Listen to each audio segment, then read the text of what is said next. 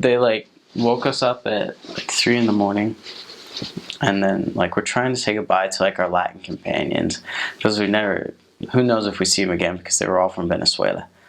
So we were like trying to say goodbye, and then they stuffed us in one of those big vans. But there's so many of us. Like I sat in the trunk with 5 other guys, and they drove us to the airport, and we started walking through the.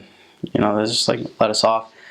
We made it to our plane. It was just a small biprop. It was like a 45-minute flight. It's not long. And we flew over the mountains. And coming into Medellin, it was really cool because Medellin sits in a bowl. And so we got to see like this beautiful Andes mountains, and coming in and taking pictures of our city, right? And then we get there, and for the first couple of days, there was like a mission-wide reunion because Elder Christensen was coming down. So it was really unorthodox, everything we did for a couple of days. We went out tracting with some, like they just paired us with random missionaries. We went out tracting, and we had like 3 hours of sleep, if that. Right? And they took us out tracting with more experienced missionaries. And I remember the guy I was with, Elder Sanchez, he was like really just kind of like chill about it.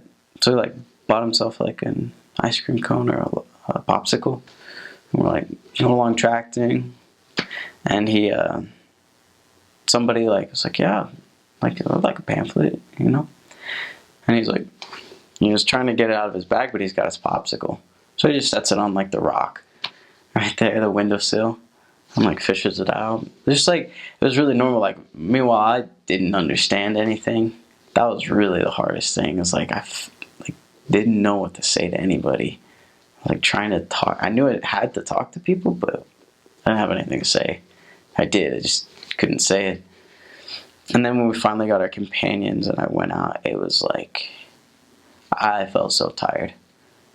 I was tired. Because in the MTC, you just sit. You don't even measure time by hours. You measure time by meals. That's how you measure time in the MTC. And then it's just sitting all day. So you're out of shape anyways. I don't care how much volleyball you play in the morning. Like, it doesn't matter. But I went to my area, and my area was like a steep part of the mountain, just nestled into the side. So anywhere we went, it was up and down hills, very steep.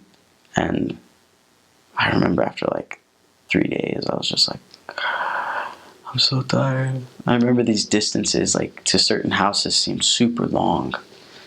And then like after I've been in that area like 3 months or something like that, I realized it was only like 5 minutes away. Not even that. But the first couple of days it was hard. Just the language barrier. I got lucky.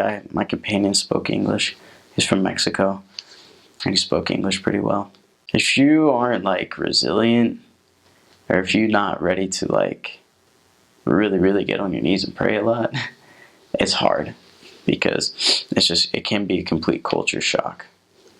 It wasn't so much a culture shock for me, Medellin. I just kind of took it in stride, but like the mission itself and like all the work that goes into it is really hard to assimilate. I remember I was walking down to our house one night and I was like, this is so hard.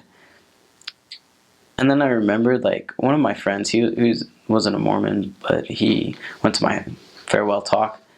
Before I left, he said, you're one of the most adaptable people I know. You'll be fine. I like thought about that. Like that night I was walking down to the house, I thought about that for a second. And the fact that he believed in me, that I could do it, like it made me want to believe that too. And so, like just kind of in that moment, I kind of like, put my foot down. I was like, thousands have done it before me, and I can be one of them. And I kind of took that step, like I believed in myself. And all of us, every missionary that goes out, somebody, is like, you're going to be a great missionary. You're going to be able to do it. There's plenty of words of advice that come through, But it's like to actually believe that. You have to choose it, like to believe that you can do it. Because unless you do that, it's just always going to be too much. And the language barrier, once I decided that, I really decided, I can conquer this language. It moved a lot slower than I wish. And my biggest thing was I read the scriptures in English because I didn't understand them in Spanish. I couldn't read them. My word mission leader one day, he said, you read in English, you're never going to learn Spanish. And I was like, what's this guy talking about? It's kind of a little prideful about it. But then I think it was the next morning, I just opened up my scriptures to do personal study, and it was like, he's right. And so I closed my quad, I set off the side, and I never used it for personal study again, just for the reference. But I opened up my Spanish Book of Mormon, and I just started reading. It was like reading just gibberish. Just sounding the words out, because it's a phonetic language, and sounding it out. And I didn't understand anything. I made it about half a chapter. But I did that, and then it was weird because all of a sudden you'd hit a word, and all of a sudden it'd make sense. You'd read it and you knew what it meant.